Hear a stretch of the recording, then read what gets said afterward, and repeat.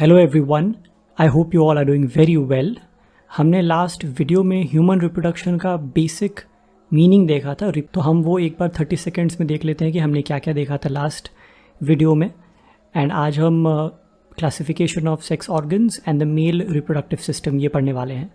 सो reproduction का मतलब क्या है? Reproduction is a biological process in which an organism gives rise to young ones similar to itself. Okay, and why is reproduction essential? Reproduction ensures the continuity of the species, okay, and keeps it from becoming extinct. वो इसको extinct नहीं होने देता है, and it helps in the continuity of the species. Reproduction दो type का होता है, sexual reproduction and asexual. Sexual में गैमेट का formation भी होता है प्लस फ्यूजन भी होता है. In asexual reproduction गैमेट का फॉर्मेशन हो भी सकता है, नहीं भी हो सकता है, but fusion is always absent. इसका एग्जाम्पल है binary fission, budding, spore formation etcetera, and parthenogenesis as well, जिसमें गैमेट का फॉर्मेशन तो होता है बट फ्यूजन नहीं होता है. And one example is bees. Now let us move forward और हम क्लासिफिकेशन ऑफ सेक्स ऑर्गन्स देखते हैं. Classification of sex organs, there is primary और द एसेंशियल सेक्स ऑर्गन्स, जो कि मेन ऑर्गन होते हैं, इससे ही गैमीट का फॉर्मेशन होता है. Okay, and there are secondary और द एसेसरी सेक्स ऑर्गन्स, जिससे गैमीट का फॉर्मेशन तो नहीं होता बट गैमीट के फ्यूजन में हेल्प करता है ये. ओके, सो प्राइमरी और the essential sex organs which produces gametes and the sex hormones. Males में it is testes and in female this is ovaries. IS and ES में difference ये है, ES is plural and IS is singular. Okay, and the secondary or the accessory sex organs, they provide passage for the gamete transport and help in the fusion of gametes. Okay, so they produce gamete and they help in the fusion of the gametes. So the secondary or the accessory sex organs in males is epididymis, vas deferens, seminal vesicle, prostate gland, bulbourethral or the Cooper's gland, and the penis. Penis is the copulatory organ. The copulatory organ. In the female, there is fallopian tube, uterus, vagina, and the Bartholin gland. Okay? इसमें से आप एक चीज़ देख रहे होगे, female में breast is absent, right? Breast जो है वो सेक्स ऑर्गन नहीं है. Breast is a secondary sexual character. Okay, breasts are developed mammary gland which aid in child care. It is not a secondary और accessory sex organ, rather it is a secondary sexual character. ये आप याद रखना. Okay, now let us move forward and see the development of sex organs. जो primary और जो essential sex organs हैं, primary the essential sex organ जो gamete का फॉर्मेशन करते हैं, which are testes and ovaries, these are mesodermal in origin. Okay, जब zygote का डेवलपमेंट हो रहा होता है, गैस्ट्रुलेशन के बाद 3 डर्म्स का फॉर्मेशन होता है. Okay, ectoderm, mesoderm and endoderm. So mesoderm layer से जो है इसका प्राइमरी और एसेंशियल सेक्स ऑर्गन का डेवलपमेंट होता है. अदर चीज़ें भी डेवलप होती है, किडनीज हो गए, organ, bones, muscle, vascular system. तो ये है कि testes and ovary they develop from the mesoderm, so they are mesodermal in origin. और दोनों जो है अब्डोमिनल कैविटी में बनते हैं. टेस्टीज भी अब्डोमिनल कैविटी में उसका फॉर्मेशन होता है in the intrauterine life. Testes descend to the scrotum before birth, that is the 8th month of the intrauterine life. 8th month के अंदर जो टेस्टिस है, अब्डोमेन से जो टेस्टिस है वो अब्डोमेन एरिया से स्क्रोटम में आ जाता है, यहाँ से. ओके, सेकेंडरी और the accessory sexual organs, wolffian duct and mesonephric duct से बनता है epididymis, vas deferens and seminal vesicle. Mullerian duct और द पैरामीजोनेफ्रिक डक्ट से बनता है fallopian tube, uterus and vagina. Okay, कभी कभी क्या होता है, ये मुलेरियन डक्ट जो है एंड पैरामीजोनेफ्रिक डक्ट ये मेल्स में भी होता है, बट मेल्स में वो because of anti Mullerian hormone which are produce by testes, ठीक है, उसके वजह से ये रिग्रेस हो जाता है। बट कभी कभी अगर ये रिग्रेस नहीं हो अच्छे तरीके से, एंड उस कंडीशन को बोलते हैं uterus masculinus. This is present in males. Unregressed Mullerian duct or the paramesonephric duct in males is called the uterus masculinus. Okay, I hope this is clear. Let us move further. एक बार हम वापस से mail, क्योंकि हम male reproductive system पढ़ने वाले हैं, एक बार हम वापस से जो उसके पार्ट्स हैं वो देख लेते हैं। First is the testes which is the primary, ऐसे करके हम प्राइमरी लिखते हैं, primary sex organ which produces sperms. Okay, फिर एपिडाइडमिस है, vast difference. These are ducts, these are accessory reproductive ducts. Then seminal vesicle, prostate and the bulbourethral or the Cooper's gland. These are reproductive glands. They secrete fluid. Okay, then there's the penis which is the copulatory organ. एक बार NCERT का diagram हम देख लेते हैं, because the diagrams, NCERT diagrams are very important. Okay, so हम यहाँ से start करते हैं स्क्रॉटम से। this part is the scrotum. Scrotum के अंदर है टेस्टीज, टेस्टीज के बाद ये जो डक्ट जा रहा है, this is the vas deferens. There is seminal vesicle here, which is a gland. Here, this is the seminal vesicle.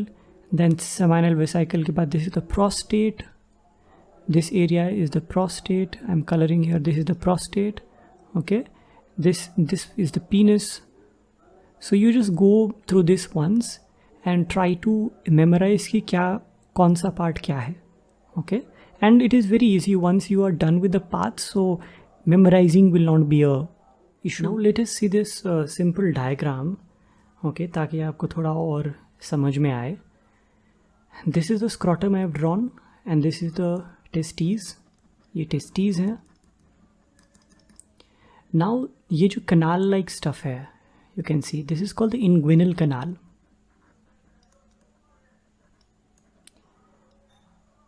मैंने आपको बताया था पहले जो टेस्टीज़ है वो अब्डोमेन में होते हैं, उसके बाद 8th month of the intra uterine life के अंदर ये एक्स्ट्रा अब्डोमेन कैविटी स्क्रॉटम में आते हैं, ये इसी पैसेज का इस्तेमाल करके आते हैं. Okay, and the cord to which the testes are attached, it is called the spermatic cord. ये जो इंगुइनल कनाल है ना, ये मेल में it is wider than female. Okay, उसके बाद ये जो आप ब्लू कलर स्टफ देख रहे हो, दिस इज़ दी डार्टोज मसल. ये हेल्प करता है टेम्परेचर के रेगुलेशन में. जब विंटर का सीज़न होता है ना,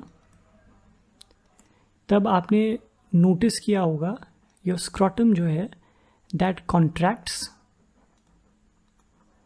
द डार्टोज मसल कॉन्ट्रैक्ट्स, जिसकी वजह से पूरा स्क्रॉटम अपलिफ्ट हो जाता है.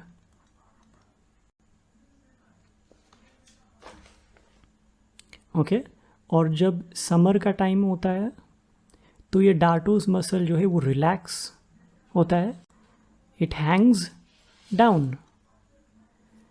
The testes is attached to the wall of the scrotum through the gubernaculum. It is also called mesorchium. Testes is attached to the wall of the scrotum through gubernaculum or the mesorchium. हमने देखा था inguinal canal which is wider in male and female. अब ये जो stuff है ना, ये मैंने यहाँ पे ये दिया हुआ है. कभी कभी क्या होता है, जो intestinal लूप्स होते हैं ना, वो इंगुइनल कनाल के अंदर आ जाते हैं. इसको हम बोलते हैं इंगुइनल हर्निया. आपने सुना होगा हर्निया करके नाम, यू माइट हैव हर्ड. अब ये जो इंगुइनल कनाल है, उसके अंदर जो ये इंटेस्टिनल लूप आ गया है, this is the intestinal loop.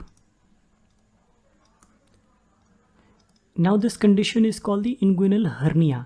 ये मेल्स में ज़्यादा है as compare to female. Can you tell me why? Because the inguinal canal is wider in males, तो चांस ज़्यादा है मेल्स में. Okay, so I hope you are clear till here. I hope everything is clear till here. Let us move to the further slides. देखो, अब ये simple सी NCERT की lines हैं and थोड़ा बहुत एक्स्ट्रा है which you should know. In a man, one pair testes is the main reproductive organ, this everybody knows, which are oval in shape and has a length of 4 or 5 centimeter, and जो width है इसका वो होता है 2 से 3 centimetre. ये located होता है आउटसाइड द अब्डोमिनल कैविटी. मैंने आपको बताया था दोनों जो टेस्टीज एंड ओवरीज होते हैं, दोनों फॉर्मेशन तो उनका अब्डोमिन में ही हो जाता है. ओके, अब्डोमिनल कैविटी में फॉर्मेशन होता है, बट द टेस्टीज हैं वो एक्स्ट्रा अब्डोमिनल कैविटी में आ जाते हैं, ओवरीज वो अब्डोमिन में ही रहते हैं. Okay, so it is located outside the abdominal cavity. कहाँ पे? in the scrotum. क्योंकि इनको लो टेम्परेचर चाहिए होता है for spermatogenesis. Okay, it is formed in the abdominal cavity and descends in the scrotum before birth within 8th month of the intrauterine life. IUL is intrauterine life. Okay, when the testes does not descend, कभी कभी होता है testes descend नहीं कर पाया to reach the scrotum but remain in the abdominal cavity or in the descending pathway, this condition of the undescended testes, it is called cryptorchidism. Orci का मतलब होता है टेस्टीज. ओके, तो ये जो अनडिसेंडेड टेस्टीज हैं जो कि या तो अब्डोमिन में ही रह गए या तो अब्डोमिन से जो स्क्रॉटम में आना था उस वे उस पाथ में रह गए, उसको हम बोलते हैं cryptorchidism. Okay, such testes cannot develop and function properly and may develop malignancy. Malignancy का मतलब क्या है? Cancer, tumour. Okay, this condition is seen in the premature babies. क्योंकि अब जैसे 8th IUL में उसको आना है और प्रीमेच्योर बेबी मान लो 6th IUL में हो गया, 6th month of the IUL, तो इसका टेस्टीज नहीं आया है. सो ये कंडीशन प्रीमेच्योर बेबीज़ में होता है एंड और भी काफ़ी कंडीशंस होते हैं. ओके, तो इसको ठीक कैसे करें? Orchiopexy. Orchiopexy is the surgical treatment to place the undescended testes in the scrotum. Okay, इससे जो है क्रिप्टऑर्किडिज्म को ट्रीट करते हैं. सर्जिकल प्रोसीजर होता है orchiopexy. Now let us see ऑर्किडेक्टोमी.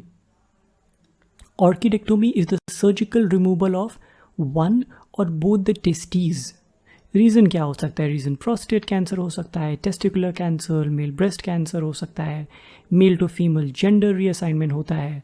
Do not go into details, but then कुछ चीज़ें होती है जिसकी वजह से आपको टेस्टीज अपना, नॉट योर्स बट लोगों को सर्जिकली रिमूव करना पड़ता है, जिसको बोलते हैं ऑर्किडेक्टोमी. ऑर्की इज़ टेस्टीज, ये याद रखना. Orchi word is associated with testes. 2 testes अगर हैं functional, this is called diorchism. अगर सिंगल है दिस इज कॉल्ड मोनोर्किज्म. और अगर एब्सेंट है टेस्टीज, वो हो सकता है ऑर्किडेक्टोमी के बाद एब्सेंट हो, उसको बोलते हैं anorchism. Okay, now let us move to the further slide. Now let us see the testes. Testes के जो इंटरनल लेयर्स हैं वो हम देखते हैं अभी. Okay, this I have drawn it for you. Okay, जब हम इसको लेबल करेंगे will get to know better. So ये जो आउटर लेयर है ये पूरा का पूरा टेस्टीज है. Okay, this is testes. ये जो आउटर लेयर है ना, इसको बोलते हैं ट्यूनिका वजाइनलिस. ओके, ये दोनों ट्यूनिका वजाइनलिस है. The outer layer of the tunica vaginalis is the parietal and the inner is the visceral. और इस parietal layer and the visceral layer के बीच में जो है पेरिटोनियल फ्लूइड होता है. यहाँ पे there is the peritoneal fluid. Peritoneal fluid ये फ्रिक्शन को कम करने में मदद करता है. तो ये जो आउटर लेयर है this is called the tunica vaginalis which have the parietal and the visceral layer, जिसके बीच में पेरिटोनियल फ्लूइड होता है which helps to reduce the friction. Okay, उसके बाद जो सेकेंड लेयर है that is called the tunica albuginea. ये जो लेयर है this is called the tunica albuginea. Now इसी का जो एक्सटेंशन है वो टेस्टिस के अंदर लोब्स का फॉर्मेशन कर देता है. ट्यूनिका एल्बुजिनिया का जो एक्सटेंशन है it forms the lobes inside the testes, which is called, now this is called the septula testis.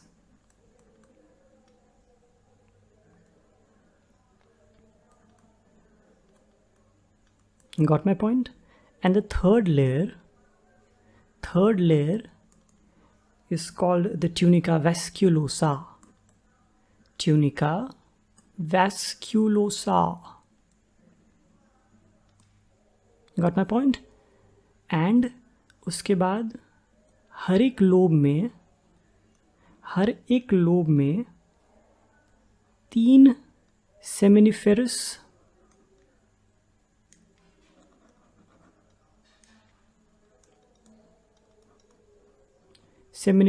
Tubules होते हैं.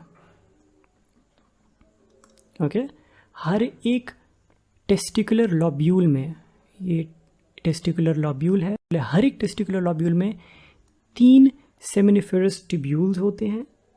ओके, एंड हर एक टेस्टीज में ये जो टेस्टिकुलर लॉब्यूल्स हैं, टेस्टिकुलर लॉब्यूल्स जो हैं उसका नंबर होता है 250 के आसपास.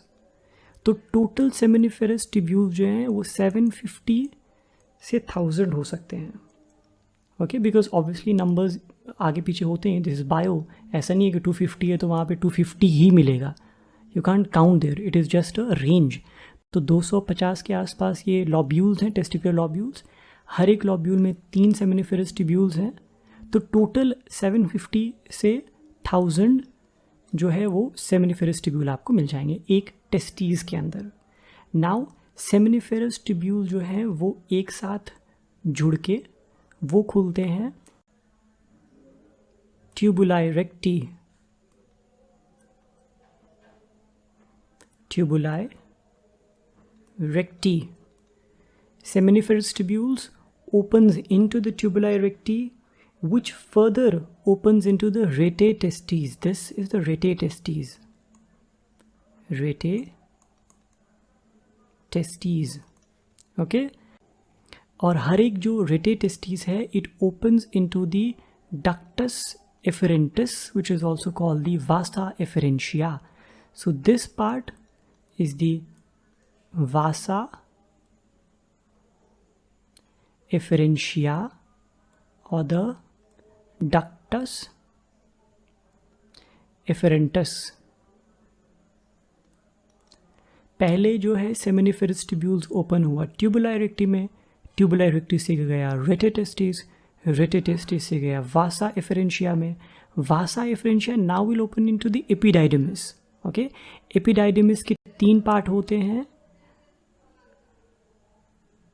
which are the caput, corpus and the cauda. Caput, C-A-P-U-T, caput, C-O-R-P-U-S, corpus, C-A-U-D-A, cauda. This caput is the highly coiled part. और ये तीनों जो हैं this is the part of the epididymis. उसके बाद जो है एपिडाइडमिस से ओपन होता है वास डिफरेंस में, which is also called the ductus deferens. Which is called the ductus deferens. So ये हम वापस से एक बार हम देखते हैं, जो सेमिनिफेरस ट्यूब्यूल्स हैं they open into the tubuli recti, वहाँ से जाता है रेटे टेस्टीज में, रेटे टेस्टीज के बाद वासा एफेरेंशिया में, उसके बाद एपिडाइडिमिस, एपिडाइडिमिस के बाद वास डिफरेंस, वास डिफरेंस के बाद urethra. Let's see the pathway of the sperm again, क्योंकि एग्जाम में भी आया हुआ है। तो स्पर्म जो है सबसे पहले होता है सेमिनिफेरस ट्यूब्यूल में, वहाँ के बाद बताओ कहाँ जाता है, जाता है ट्यूबुलाई रेक्टी में, ट्यूबुलाई रेक्टी से रेटे टेस्टीज, रेटे टेस्टीज से बाद vasa efferentia which is also called the ductus efferentes, जो कि 12 से 20 इन नंबर होते हैं, not exam important, not important. फिर होते हैं, फिर ये जाता है एपिडाइडिमिस, एपिडाइडिमिस से बाद वास डिफरेंस, वास डिफरेंस के बाद एम्प्यूला, एम्प्यूला में स्टोरेज होता है ऑफ द स्पर्म। फिर urethra, urethra is a common passage for both urine and the sperm. Then it is ejaculated. Please memorize this pathway of the sperm. मैंने आपको seminiferous tubules के बारे में बताया था कि वो 3 इन नंबर होते हैं in the testicular lobules, in each testicular lobules, और टोटल जो है वो 750 से 1000 हो सकता है। So we are seeing the histology of the seminiferous tubules 1 2 3। इसको हमने क्रॉस सेक्शनल व्यू लिया हुआ है इसका। तो जो 3 सेमिनिफेरस ट्यूब्यूल्स हैं 1 2 एंड 3, इसके बीच में जो स्पेस है जहाँ पे साइटोप्लाज्म और भी सारी चीज़ें होती है, उस स्पेस को बोलते हैं इंटरस्टिशियल स्पेस। ओके, एंड वहाँ पे ब्लड वेसल्स होते हैं और लेडिग सेल्स होते हैं। Leydig cells are also called interstitial cells. Okay, Leydig cells are also called the interstitial cells. They produce testosterone.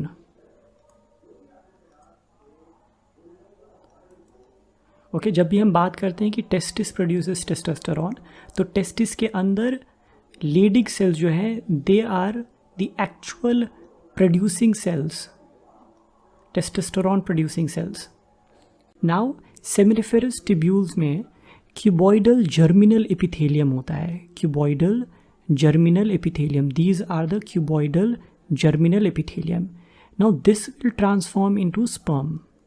Okay, पहले ये जो है ये फॉर्म होते हैं स्पर्मेटिड्स, उसके बाद स्पर्म में फॉर्म होता है। दिस इज़ अ प्रोसेस जो कि हम सेपरेटली दूसरे वीडियो में देखेंगे। और जब ये स्पर्मेटिड फॉर्म होता है, now these you can see the triangular cells, these are called the Sertoli cells और द नर्स सेल्स। ठीक है, जब भी क्यूबॉइडल जर्मिनल एपिथेलियम से स्पर्मेटोजेनेसिस होके स्पर्म का फॉर्मेशन हो रहा होता है, उस टाइम पे सर्टोली सेल्स या तो नर्स सेल्स, दोनों एक ही हैं, ये जर्मिनल एपिथेलियम को न्यूट्रिशन प्रोवाइड करते हैं। Germinal epithelium transform into spermatids. We will study the process later, but ये स्पर्मेटिड्स में ट्रांसफॉर्म होते हैं and spermatids gets embedded in the Sertoli cells. Okay, and ये उनको न्यूट्रिशन प्रोवाइड करते हैं। और अदर काम भी है सर्टोली सेल्स का। Sertoli cells act as a blood testes barrier. ये जो सर्टोली सेल्स होते हैं ये बहुत ही एक दूसरे के साथ बहुत ही अच्छे से इंटैक्ट होके चिपके होते हैं, ताकि यहाँ पे जो ब्लड वेसल्स हैं वहाँ से जो है ब्लड जो है वो इसके अंदर नहीं जा पाए, सेमिनिफेरस ट्यूब्यूल के अंदर, क्योंकि सेमिनिफेरस ट्यूब्यूल का जो एनवायरनमेंट है that is different from the जो ब्लड वेसल का एनवायरनमेंट है। ओके, अगर ब्लड वेसल से प्लाज्मा एलिमेंट वो अगर सेमिनिफेरस ट्यूब्यूल के अंदर एंटर कर जाता है, that will affect the spermatogenesis. So these Sertoli cells act as a blood testes barrier. Sertoli cells phagocytosis भी करता है। सपोज अगर कोई भी स्पर्म डिफंक्ट बन गया तो वो जो है उसको फैगोसाइटोसिस करके ख़त्म कर देता है। Let us see this once more. ठीक है, ये 3 सेमिनिफेरस ट्यूब्यूल्स हैं, उसके बीच में ये जो स्पेस है this is called the interstitial space. यहाँ पे ब्लड वेसल्स हैं, लेडिग सेल्स है, also called the interstitial cells because they are present in the interstitial space and they produce testosterone. उसके बाद ये जो सेमिनिफेरस ट्यूब्यूल्स हैं, सेमिनिफेरस ट्यूब्यूल्स में क्यूबॉइडल जर्मिनल एपिथेलियम होता है which transform into sperm after the spermatogenesis process, ठीक है। एंड ये स्पर्मेटोजेनेसिस प्रोसेस जो है उसको मदद करता है FSH which is the follicle stimulating hormone, ठीक है। उसके बाद ये जो ट्रायंगुलर है, this are the Sertoli cells, nerve cells जो कि न्यूट्रिशन प्रोवाइड करता है टू दी स्पर्मेटिड्स। उसके बाद they act as a blood testis barrier, ये फैगोसाइटोसिस भी करता है इसका काम। और एक है इनहिबिन, ये प्रोड्यूस करता है इनहिबिन। अगर FSH बहुत ज़्यादा है, स्पर्मेटोजेनेसिस बहुत ही फास्ट हो रहा है, बहुत ही ज़्यादा हो रहा है, तो इनहिबिन क्या करता है, FSH को कम कर देता है ताकि स्पर्मेटोजेनेसिस जो है वो कंट्रोल्ड मैनर में हो। तो सर्टोली सेल्स जो है वो इनहिबिन प्रोड्यूस करता है फॉर अ कंट्रोल्ड स्पर्मेटोजेनेसिस। हमने सेमिनिफेरस ट्यूब्यूल देख लिया। अब सेमिनिफेरस ट्यूब्यूल के बाद हम एपिडाइडमिस देखते हैं। ओके, एपिडाइडमिस का जो आउटर लेयर है that is made up of circular muscle layer, inner is the columnar epithelium and has stereocilia. अगर सीलिया कहीं पे भी प्रेजेंट है तो it increases the surface area. Okay, epididymis जो है it is 6 metre in length. Epididymis का जो अपर पार्ट होता है, coil part, that is called the caput epididymis और the globus major.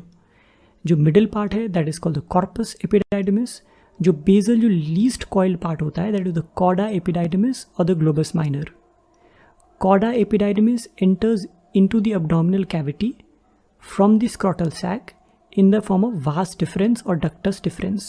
Okay, so ये जो last part है the globus minor, ये this opens into the vas deferens. अब हम एपिडाइडमिस के कुछ और फंक्शंस देख लेते हैं। Epididymis can store sperms for as long as 1 month and functional maturation of sperm takes place here. जो फंक्शनल मैचुरेशन ऑफ स्पर्म जो है वो एपिडाइडमिस में होता है और ये 1 महीने तक स्पर्म को स्टोर कर सकता है। Some inhibitory proteins are released in the epididymis which makes sperms immotile in the whole male genital tract. क्योंकि देखो, अगर मेल जेनाइटल ट्रैक्ट में स्पर्म्स एक्टिव हो गए ना तो उसकी एनर्जी ख़त्म हो जाएगी। इसलिए एपिडाइडमिस में कुछ ऐसे प्रोटीन्स रिलीज होते हैं जो कि स्पर्म को इमोटाइल बना देते हैं in the male genital tract. Epididymis में एक कोलेस्ट्रॉल लेयर भी फॉर्म हो जाता है ऑन द स्पर्म, ठीक है, ताकि एक्रोसोमल रिएक्शन ना हो जाए। एक्रोसोमल रिएक्शन का मतलब ये होता है काइंड ऑफ, ये मान लो कि स्पर्म्स डिस्ट्रॉय ना हो जाए in the male genital tract. बस अभी के लिए इतना मान लो, will study about acrosomal reaction in the another video. तो it prevents acrosomal reaction in the male genital tract, cholesterol layer. Okay, now let us move forward. अब हम प्रोस्टेट, सेमिनल वेसिकल, इन सारे ग्लैंड्स के बारे में देखेंगे, बट उससे पहले लेट अस सी दी पोजीशन, वो कहाँ कहाँ प्रेजेंट हैं। ओके, एक बार ये देख लेंगे तो it will be easier for us to understand clearly. So this portion is a urinary bladder. This is the urinary bladder. यहाँ से यूरिथ्रा आया, this is the urethra. Urethra को हमने 3 पार्ट में डिवाइड किया हुआ है, the prostatic urethra, the membranous urethra and the penile urethra. Prostatic urethra इसलिए बोलते हैं बिकॉज इस यूरिथ्रा के पोर्शन में प्रोस्टेट प्रेजेंट है, this is the prostate. Okay, इसलिए हम इसको बोल देते हैं प्रोस्टैटिक यूरिथ्रा। उसके बाद है मेम्ब्रेनस यूरिथ्रा, ठीक है, and then there is the penile urethra, the actual penis area, the penile urethra. Okay, and urinary bladder के बाद जो यूरिथ्रा में ओपन होगा वहाँ पे एक इनवॉलंटरी स्फिंक्टर प्रेजेंट होता है which is the internal sphincter which is involuntary, you can control it. And in the membranous urethra there is a external sphincter which is voluntary which you control. जब भी आपको urination का मन होता है and you are somewhere where you can't urinate, you obviously control, right? So you control this sphincter, not this one. This is involuntary, this is the voluntary one. Prostate हमने देख लिया, ये प्रोस्टेटिक यूरिथ्रा में है। उसके बाद हम देख लेते हैं बल्बोयूरेथ्रल ग्लैंड। बल्बोयूरेथ्रल ग्लैंड जो है it is in the membranous urethra. Okay, now let us see the functions. जो प्रोस्टेट हैं वो 5 लोब्स के फॉर्म में होते हैं which is unpaired. It is located below the urinary bladder. I hope now you're understanding. It is located below the urinary bladder. Each lobe opens into the prostatic urethra. ठीक है, prostatic urethra में open होता है through many fine apertures. It secretes slightly alkaline prostatic fluid which is milky, thick, sticky or jelly-like. It makes about 30% part of the semen. इसमें citric acid होता है, calcium, phosphate, clotting enzymes, profibrinolysin. The secretions of the prostate gland combines with the secretion of the seminal vesicle and so the semen gets coagulated. Coagulated क्यों? क्योंकि movement ना हो पाए। In the coagulated semen the mobility of the sperm is reduced ताकि उसकी energy conserve रहे। After ejaculation due to fibrinolysins, semen again liquefies and this semen now the sperm can move. जब तक मेल जेनाइटल ट्रैक्ट में है तब तक ये कोगुलेटेड रहेगा। प्रोस्टेटिक ग्लैंड का जो सिक्रीशन है और जो सेमाइनल वेसाइकल का सिक्रीशन है ये दोनों मिलके जो स्पर्म है उसको कोगुलेट कर देते हैं, सीमेन को कोगुलेट कर देते हैं। बट इजैकुलेशन के बाद ये जो प्रोफिब्रिनोलाइसिन था प्रोस्टैटिक सिक्रीशन में वो चेंज हो जाता है फिब्रिनोलाइसिन में and because of this fibrinolysin semen again liquefies, वो वापस से लिक्विफाई हो जाता है एंड मोबिलिटी उसकी बढ़ जाती है। Now let us see the seminal vesicle. Okay, seminal vesicle हमने पहले देखा था, ये वुल्फियन डक्ट से बनता है। It is a lubricant transparent jelly like substance. Fructose होता है which is used as a fuel for sperm for mobility. It is used as a fuel for sperm. ये सबसे फर्स्ट मिक्स होता है स्पर्म के साथ। यहाँ पे फिब्रिनोजेन है, प्रोस्टाग्लैंडिन है, सिट्रेट है, आइनोसिटॉल है and several proteins are present in the seminal vesicle का सिक्रीशन। ओके, और ये जो प्रोस्टाग्लैंडिन है ना ये क्या करता है आफ्टर इंसेमिनेशन प्रोस्टाग्लैंडिन जो है वो फीमेल के वजाइना में जाके सर्विक्स को डायलेट कर देता है। जब सर्विक्स डायलेट हो जाता है it is easier for the sperm to move inside the cervix. Okay, I hope this is clear. फिर हम देखते हैं बल्बोयूरेथ्रल ग्लैंड। बल्बोयूरेथ्रल ग्लैंड होता है एक पेयर ऑफ ग्लैंड होता है which is the lateral side of the urethra. हमने देखा था इसका। It is also called the Cowper's gland. It is situated in the membranous urethra. It is situated in the membranous part of the urethra, but it opens into the penile urethra. It secretes transparent, slimy, jelly-like fluid. It is also slightly alkaline and it neutralizes the acidity of the urethra. जो urethra की acidity होती है पहले ये उसको neutralise कर देता है ताकि जब स्पर्म पिनाइल यूरिथ्रा से पास हो वो डिस्ट्रॉय ना हो। It cleanses the movement of the sperm. It also helps in the lubrication of penis. It is 5 to 10% of the semen and it is the last to mix with the sperm. Now let us see the content of the semen. ठीक है, जो seminal vesicle है, prostate है, bulbourethral gland है, इसके जो secretions हैं उसको बोलते हैं seminal plasma. Seminal plasma in 90% plus the sperm. ठीक है, दोनों मिला के हम बोलते हैं सीमेन। और पर ejaculation volume is 3 to 4 ml and pH is 7.2 से 7.4। ओके, 7.2 से 7.4 एंड नॉर्मल स्पर्म काउंट एक बार जब इजैकुलेशन होता है नॉर्मल स्पर्म काउंट होता है 20 मिलियन से लेके 120 मिलियन एंड इस 20 मिलियन एंड 120 मिलियन में this is the criteria for normal fertility. 60% of sperms should have normal shape and size and 40% of the sperm should have vigorous motility. बहुत तेज़ ये दौड़ने चाहिए। अब हम कुछ टर्म्स देख लेते हैं। Oligospermia, sperm count less than 20 million per ejaculation is called oligospermia. Azoospermia is absence और near absence of sperm in the semen है। सीमेन में अगर स्पर्म एब्सेंट है completely, this called azoospermia. Vitamin E की deficiency से ये सारी चीज़ें हो सकती है, कारण और भी हो सकते हैं, but vitamin E deficiency can also cause this things.